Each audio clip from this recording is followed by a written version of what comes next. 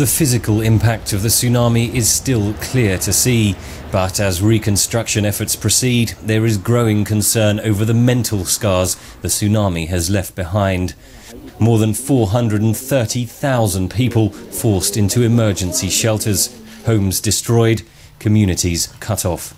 Kazuko Demura is chair of Inochi no Denwa, a phone counselling service in Sendai, one of the worst hit cities. Immediately after the quake and tsunami, everyone was really scared. On the telephone, everyone said they were frightened, especially people with existing mental health problems. For example, in the shelters, they can't sleep. They have no medication.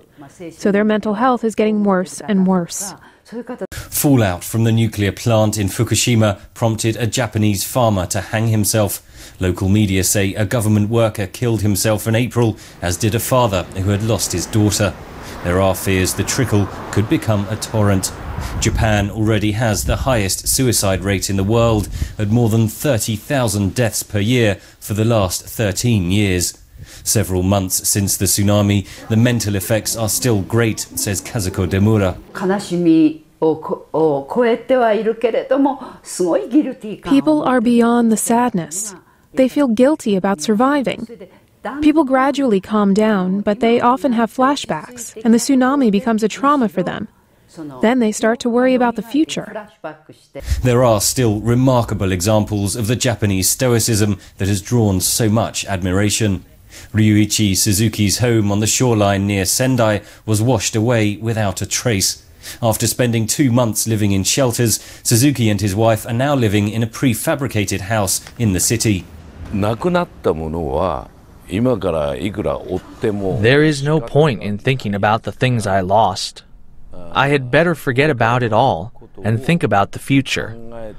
I guess I will live for another 10 or 15 years, so I want to get over this disaster. I'm going to live with positive outlook.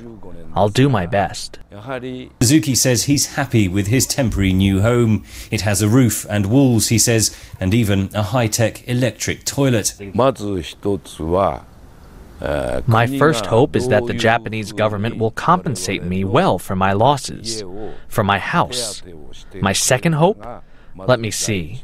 I hope to get a camper van. When it's cold, I'll go somewhere warm. When it's too hot, I'll go to a cooler place. Like a sunflower, I'll follow the sun.